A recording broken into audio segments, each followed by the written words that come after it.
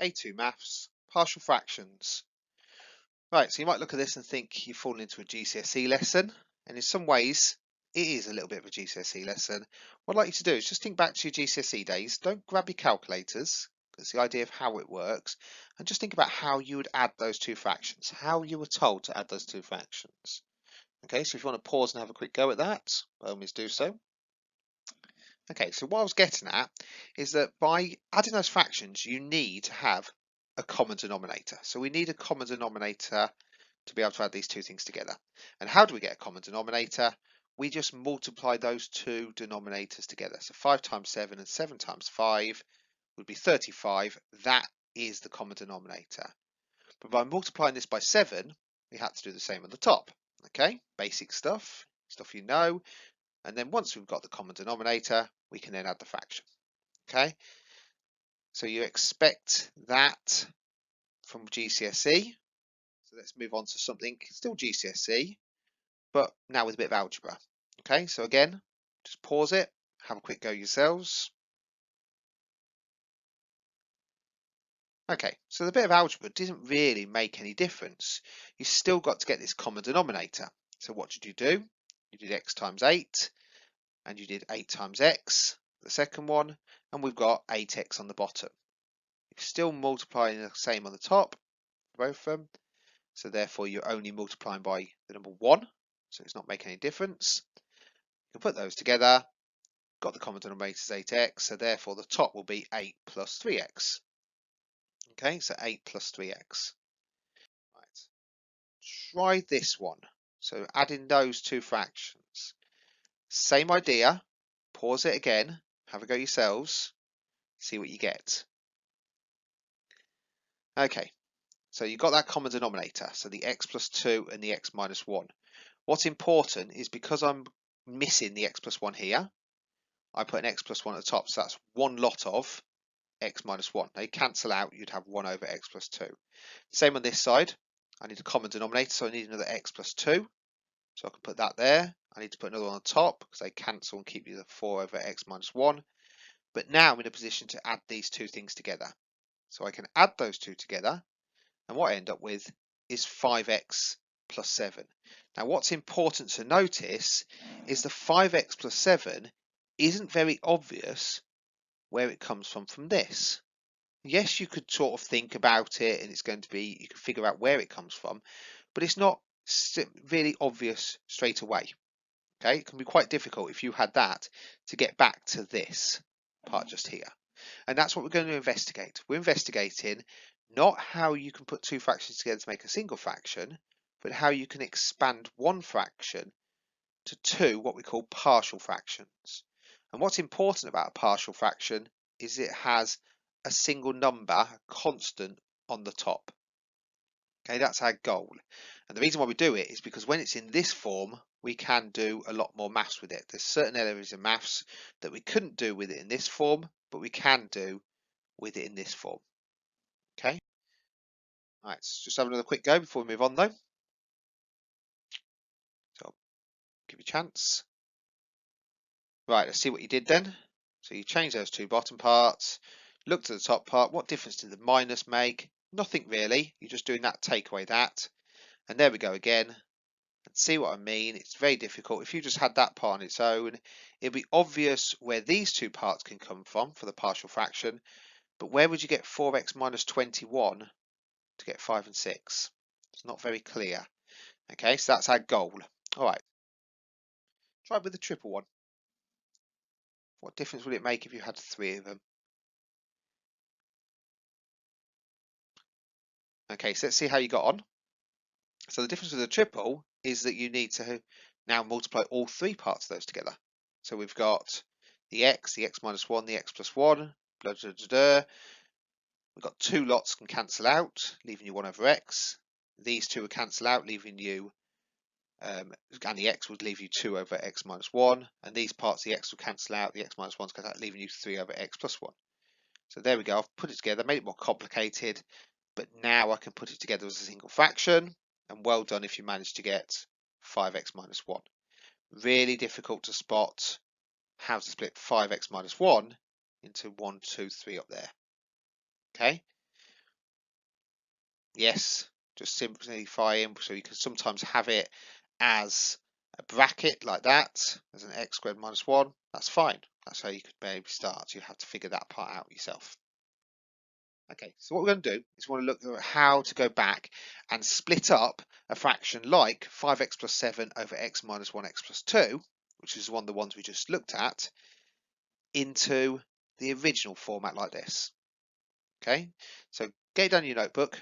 We'll work on this one together and see how you get on. Okay, so what I've mentioned before, and I'll mention it every time, is if the examiner is saying, can you express this in this form? What they're basically saying to you is just make them equal. Make those two equal. I want that to look like that, so therefore let's make them equal. Now once you've made them equal, what you can do now is you can, because it's an equation, you can do things that operate on both sides. So for example, if I want to neaten this up, I want to get rid of all these fractions that are going on. If I multiply by x minus 1, x plus 2, those two things together, it will cancel out both from there. It will definitely cancel that one, but I'll have to do some thinking on the top.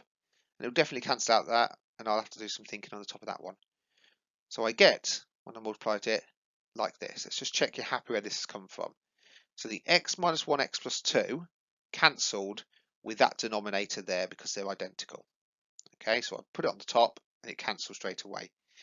If I multiply this section here, the a over x minus 1 by that, well, the x minus 1 there will cancel with the x minus 1 there, but the x plus 2 will still be left on the top, which is why the x plus 2 is still left on the top next to it there. Okay, and the last one, the opposite is true. So if I multiply by x minus 1, x plus 2, and I put it there, next to b, the x plus 2 and the x plus 2 will cancel out, but you'll still be left with the x minus 1. It's got nothing to cancel out with. Okay, so I've got down to this equation. Now last time when we looked at one of these, for rational functions, the first thing we did is start expanding and comparing coefficients. Now you can do that, but there is a better way to solve these sorts of equations. And the way we're going to solve these sorts of equations is remembering a key fact. The a and the b value are constants. They're values that we're going to work out. They are integer values, it says it there, but they are certain numbers which we're trying to work out. It could be 5 and 7, it could be 8 and 9. Don't know what they are, but once I do know them, they're not going to change. They are constants. Whereas the x values, they're what we call variables. They can equal any value you like. And so I'm going to use that fact that x can equal anything I like. I'm going to pick some x values. I'm going to pick some x values. I'm going to put them in here and get me some different equations to work with. Now, although you can pick any x values you like, some x values are more helpful than others. For example, if I look at setting x equaling 1, if I choose x equals 1, I'm allowed to choose anything I like, but if I choose x equals 1, I'm going to get something easy here, 5 times 1 plus 7, that's okay. I'm going to get 1 plus 2 is 3, so I'll get 3a. But, most importantly, when I put 1 into this bit is going to equal 0. And because that equals 0, that means that b value can be ignored. And so I'll end up with an equation with just a in. I end up with this. 5 times 1 plus 7, a times 3, b times 0, so therefore 12 equals 3a, which implies that a must equal 4. And that's great. I can now replace that a value with 4, and I'm part way there. Same idea, x equals minus 2. So if x equals minus 2, why have I picked it? Well, that cancels that part out. I can now ignore the a value. I get a b value equals the number, and I can work out the b. Now the truth is, because I'd already worked out a, I could have used anything I like and worked out the b value. You could have just stuck in x equals 0, for argument's sake. You would end up with 7 plus 2a minus b. But because a is 4, I could easily work out what my b is. But this is usually the normal method of trying to cancel out some brackets. So what does I get? 5 times minus 2 plus 7 equals A minus 3B. So we get minus 3 equals minus 3B, so B equals 1. And that's it, I'm done. I've worked out my B value. And so I could just write out my equation. There we go. That must equal that, and I've finished. I've worked out what 5x plus 7 over x minus 1x plus 2 is in partial fractions. I can then do some maths with this. Okay, right. So get it down in your notebook. If you want to, you can just listen to me go through it straight away, or you might want to have a go yourself. You choose. If you want to do it yourself, by all means pause, have a go. If you'd rather just listen to me go through it, that's okay as well. Okay, so there's no hint on what it looks like. So you do have to have a little bit of common sense with this one. You need to look at the bottom, right, the denominator. Now sometimes you might have to factorize that bit yourself, but because there's 3 parts to it, what I'm going to do is I'm just going to separate it into those 3 partial fractions. The A, the B and the C are just some constant numbers that I've got to figure out. What do I do first of all? I multiply by that common denominator there. And what's going to happen is for each of these, you're going to be left with 2 parts. So for example, when I multiply by this, the x minus 2 and the x minus 2 might cancel, but I'll still be left with A times that and that bit. And that will be the same with all 3 of them. Okay, so that's where this bit's come from. So just take your time, have a look, make sure you're happy with where that part's come from. Okay, right, what did I do next? Well, I expanded. Sorry, excuse me, I didn't expand at all. I used this side and I started looking at x values. If I did expand, what I'd end up with is something that I couldn't really work with that easily. I could maybe equate coefficients and things like that, but it's a lot easier to leave it in the factorized form and think, right, what x values could I choose? I could choose any x values I like, but what x values will I choose to make it very easy to work out? Now, if I look at what happens is if I choose something like x equals minus 3. If I choose x equals minus 3, what's going to happen is this bracket here will cancel out. It will go to 0. 0 times whatever there is 0 and times the a would get 0. So this entire section here will all cancel out because it's getting times by the 0. But not just that, because minus 3 can make that equals 0, it also made this one equal to 0. So that cancelled out that entire section as well. But for C, minus 3 minus 2 is minus 5, and minus 3 there makes that minus 6 plus 1 is minus 5 as well. That's still there. That doesn't collapse. So you lost the A, you've lost the B, but you've kept the C. Now, I did exactly the same idea with 2. Why 2? Because that cancels that one out, and it cancels that one out. It cancels all of that section. It cancels all of that section. So all you're left with is the 10 there plus 25 times the A. 2 times 2 is 4 plus 1, 2 plus 3 is 5, so therefore 25A. What does that tell you then? A equals 2/5. Right, try doing the same yourself with the other 2 variables. Let's see what you picked. Okay, so I picked the minus 3, I've already talked about that, and that would have got 5 on this side, minus 3 plus 8, 25C, so I've got that. So that gets me C equals 1/5. What about the last one? Well, if you want to chuck in something different, you can do, but the easiest one to chuck in will be minus 1/2. Although it's a whole fraction, it will cancel all that out, it will cancel all that out, and it will leave you with B. So if I use minus 1/2, I get 2 fractions there, 15 over 2 for that side, minus 25 over 4 for the B, so therefore B must equal minus 6 over 5. So I've got my 3 constants now, my A, B and C, so I can just write those in. Now this, as it is, isn't very neat, I'm sure you'd agree. Having fractions as a numerator is a bit messy. So what we can do is if we've got a fraction as a numerator, instead of dividing by 5 and then dividing by x minus 2, I could divide by 5 lots of x minus 2. For the same reason, if you had £50 and you divide it by 5 and then divide it by 2, you would end up with 5. It's exactly the same as £50 divided by 10. Exactly the same. Okay, right, so what can I do? I can drop those numbers down. There we go, there we go, there we go. And it just neatens it up. Okay, so well done if you managed to get that. Right, exercise 8.1 on page 255 just gives you an opportunity to practice using those figuring out those partial fractions and using those skills of separating them out. Same as in the previous exercise, using partial fractions leads on to bigger mark questions. So it's important you understand how to answer these. Do not move off this exercise until you are absolutely sorted with partial fractions.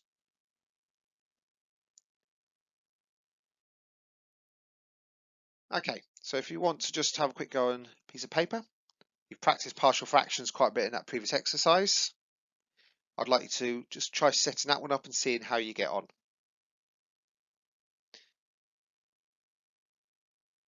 Okay, so let's see how you got on. Most likely, the situation would have been that you would say, right, well, x minus 1 squared is exactly the same as x minus 1 times x minus 1. And if I wrote x minus 1 times x minus 1, what I'm going to get is something like that. But the problem is that can't be right. And the reason why it can't be right is if you imagine that you've got a over x minus 1 plus b over x minus 1, because these denominators are exactly the same, then you're allowed to add them together. Because that's how you add fractions, isn't it? You get common denominators and then you can add them together. So really what you're arguing there is that that is the same as that, but because you can put these together, your argument is that. And of course, that cannot be right. That's a quadratic down here. This is a linear function here. They cannot be the same. So you cannot write partial fractions like that, but you can still separate this out into partial fractions. And the way you do it, the way you do repeated roots on the bottom, is by using a combination of a linear root and a quadratic root. And you might be looking and thinking, well, you're going from that to exactly the same. Yes, you are. But the difference between that and the answer here is that the a and b will just be some constant numbers. You won't have any variables on your numerators. You do here. When you write it in this form, you do not. And that's your goal, trying to write the numerators as some constant numbers, because then it will lead on to being able to use binomial expansion, be able to do integration and differentiation a lot easier. Okay, right. Get that one down in your notebooks. See how we get on from there. Okay, so you can either have a go yourselves or you can pause it and listen to me go through it. It's up to you. Just make sure you get this model solution down in your notebook. There's only one. You pretty much sorted that one step. Just a word of warning, the examiner will expect you to know that fact just there. Okay, I've seen the exam questions where they just give you this. They ask you to put it into partial fractions. So the examiner will expect you to know that because you've got a repeated root down there, you have x minus 1 as a linear function and x minus 1 squared as a quadratic denominator there. So let's see what we got. So we're going to put them together, put in that form. Now we've got it in that form, what we can do is we can just multiply by x minus 1 squared, the same as what we did before. That will cancel straight away, leaving you the 1 plus 2x. It would also cancel with one of those, so you'll still be left with a single x minus 1 on the top. And it will also cancel with both of those, leaving you just b. So actually, it simplifies into quite a nice equation straight away. But you'll be surprised how many people stall in a minute. So what can you do next?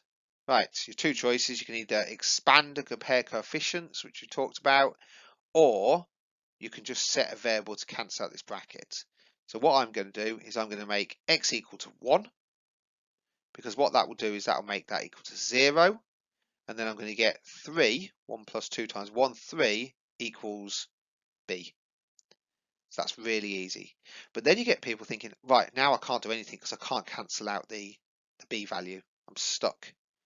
Okay, I'm stuck. I can't cancel out the a. But the truth is, because you know the b value, you know it's 3 now, you can set x to whatever you like. you could set x equaling 0, for example. You could expand and compare coefficients. If you do that, you can see straight away that a has got to equal 2 because the two x's are the only ones that can go together. So what I can say is just set x to any number you like, 0 for example. And what you're going to have is you're going to have 1 plus 2 lots of zeros, that's just 1. You're going to get a lots of 0 minus 1, which is just going to be minus a, plus your b value. But the b value you've already calculated. It's the number 3. So substitute that back in. Therefore, a will equal 2. And therefore, you can now write out the solution as a partial fractions. Okay, and look at the difference. Although those two parts, it looks more complicated, and I would agree, it isn't as neat as that. But now that you've got just 2 on the top and 3 on the top, you will be able to see later on why this is quite beneficial in this form. Right, so that's just an extra extension to what you did previously. So what I'd like to do now is just have a go at the exercise 8.2. Just practice a few of those. What you might also have is you might have functions where you have a denominator with a linear and a quadratic factor. So it's important to make sure you practice some of those as well. So complete exercise 8.2 on page 256, and then we'll have a look at some questions which involve using partial fractions. Okay, so what I'd really want you to do is have a go at both of these questions yourself. Okay, so you've got a rational functions type question there, and you've also underneath you've got a binomial expansion. Now I know you could do that binomial expansion using previous skills, but as the question says, I want you to use partial fractions. So your first job is, can you write that as partial fractions, and then use binomial expansion to work out the first 3 terms. Okay. Right, so I'll pause, give you a chance to have a good go at both of those. Then once you're happy, if you want to do one at a time, that's fine. But once you're happy with them, just carry on playing. Okay, so let's see how you got on with question 1. So question 1 is a bit of a combination of the 2 previous pieces of work. So you've got some of the rational functions work you did before, and you've got some partial fractions work that we've done afterwards. So what we're going to do is we're going to do the same idea that we did with partial fractions. So because now I know I want to write it in this form, I can make them equal. I can multiply by x plus 2, x minus 4, which means I'm going to get ax squared times that, I'm going to get bx times that, I'm going to get c times that, I'm going to get d times that, but the x plus 2's will cancel, leaving the dx minus 4, and the e times that, but the x minus 4 and the x minus 4 will cancel. So we end up with this very long piece of algebra. Now you need to be wary, because before we expanded all of this and compared coefficients. Now if you did that, you could still compare coefficients and it would work out fine in the end. Okay, so you can see that if I did it now, I would have ax to the power 4 and nothing else will get to the power 4, so therefore I know that the a value is probably going to equal, or has to equal, 2. Alright, so I can do some comparing coefficients. But before I do that, let's use our partial fraction skills. Because if you notice, if I set something like x equals minus 2, it would cancel that, it would cancel that, it would cancel that, it would cancel that, and therefore I could get d straight away. So it's that idea of using a combination of equating coefficients and my partial fractions using the fact that x is a variable to work out each of these different letters. So I'm going to set x equals minus 2, it's the one I just mentioned. I'm going to cancel out pretty much all of these parts. I'm going to have to do a fair bit of number crunching on this side, putting minus 2 into it all, and so we end up with d equaling 2. So therefore, tick, I've got my d value, just 4 more to go. Right, what else can I do? I can set x equal to 4. Why? Because that will make that bit go. That'll make that bit go. That'll make that part go. It'll make that part go, and therefore I'm going to be able to cancel out e. Oh, sorry, work out e. Right, so again, number crunching, put it all in here. Equals 6e. So therefore e must equal 3. So that's those two done now. The 2 and the 3 all sorted. Right, so how can I work out the a, the b and the c? So what I'm going to do is one thing you could have done is made x equal to 0. That would have cancelled out those two. No, it wouldn't have cancelled out these, because then, but you've got D and E, so then that would have allowed you to work out C. That would have been one choice. But then you still have to work out and compare coefficients after that fact. So in some ways, it might be easy just to bite the bullet here and just work out through comparing coefficients. So I've expanded it. Notice that I haven't got D's and E's in, because I know what D's and E's are, so I've multiplied those out. And now if I compare the coefficients, I would have the 2 on this side is equal to the A value. The -5 on this side is equal to the cube, so that's the -2A, and it's also the plus B. So therefore B will equal -1. And the x squareds is -11 on there, -8, -2B, plus C. But I know what A is and I know what B is, so therefore I can work out C equals 3. And there we go. I've got my A value, I've got my B value, I've got my C value, I've got my D value, I've got my E value, so therefore I've got that. Now you won't have anything that hideous in your exam, but that is a good use of those basic skills of being able to compare coefficients and setting variables. Okay, so well done if you managed to get that in that full form. Okay, so let's have a look at your question 2. See if you managed to do this. This is one of those ones that I would probably recommend you expanding it normally. So in other words, set in 7x minus 1, work out that to 3. Well, that's done. Can't do much more with that. You can also write 3 minus x to the minus 1. And you can also write 1 plus 3x to the minus 1.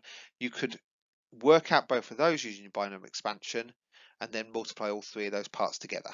Okay, that's one option. But the question did ask for you to use partial fractions. So let's have a look at how you did that. So 7x minus 1 can be written as that. So I'm hoping you use your partial fraction skills. You saw where 2 and 1. That's just you using those previous skills. Right, once you've got them both in this form, now all I need to do is work out those two parts just there. So let's start with the 2 over 3 minus x. Well, 2 over 3 minus x is the same as 2 lots of 3 minus x to the minus 1. I know what that is using my binomial expansion. Okay, so I didn't mean to press it twice there. So I've got substitute it all into your binomial expansion. Before I can do that, I need to remember that I need a 1 at the front. So I can do that by pulling out the number 3. I can pull out number 3, so I'm going to get 1, I'm going to get a third, but I need to remember that 3 is also to the power minus 1. So that middle step there, although you probably don't need it, because I'm pretty confident that you guys did some binomial expansion practice before, but look at that one step. I'm saying that if I start here, I've got 3 minus x to that minus 1. Excuse my scrappy mouse writing. Right, what did I do? I need a number 1 at the front because the formula requires you to have a number 1 at the front. So I'm allowed to pull out that 3 like that. I'm allowed to do that, but because 3 times 1 is a 3, 3 times minus a third is that x. But what I don't want to do is I don't want to just do that, because it's not 3 times all of that, because that 3 is also to the power minus 1, which is where it comes from there. Okay, so that bit's important. Right, what happens then? Well, once you've done that, once you've rearranged it and made 1 at the front, this bit here is just the 2/3. This part here, I use the binomial expansion formula. So I'd use 1/3 x and so on. All right, so if you're still in there, go back, have a look at some binomial expansion work. Same idea, but this time with this. Oh, this is nicer because 1's already at the front. Yep, okay, I've just done that. Don't forget it's valid because the x is between minus 1 and 1. I look back at this here and I notice that it's minus a third. So if x is between minus 1 and 1, well, a third x will be between minus 3 and 3. So it's quite a big range, -3 and 3, that it's valid for. What about this one? Well, this is quite nice because it's got the 1 at the front, so I can dive straight into the formula, the 1 plus nx plus n lots of n minus 1, blah, blah, blah. And I'm going to get this. Important to notice that this one is valid between x's -1 and 1, but because it's 3x, it pulls it down to a third because I divide both sides, I divide everything by 3. That's important. If this only works between minus a third and a third, and this one works between -3 and a 3, we are still restricted by the smaller the bounds. It's no good using, for example, number 2, which works beautifully in there, but it doesn't work in this one. You can only use numbers between minus a third and a third. Right, what does that mean then? Well, it means that now I've got an answer to that. There it is. I've got an answer to this. There it is. So how do I get an answer to the final bit? Well, I do that one, take away that one. And I end up with that answer just there. Okay, so it's that, take away that, got me that. That, take away that, got me that. And 2/3 take away 1 gets me minus a third. So very well done if you manage to work out that in that form.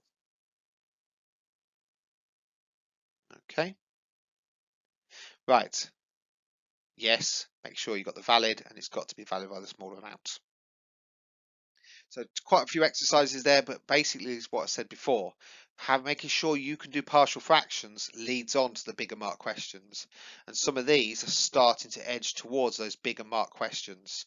So go and have a look at 3.1, go and have a look at 11.1. Make sure you're practicing some of those harder skills. If you decide to miss these sorts of things out, you'll be sacrificing some of those big marks in those exams. So you must go and have a go at some of these problem solving exercises, some of these harder exercises on these two pages.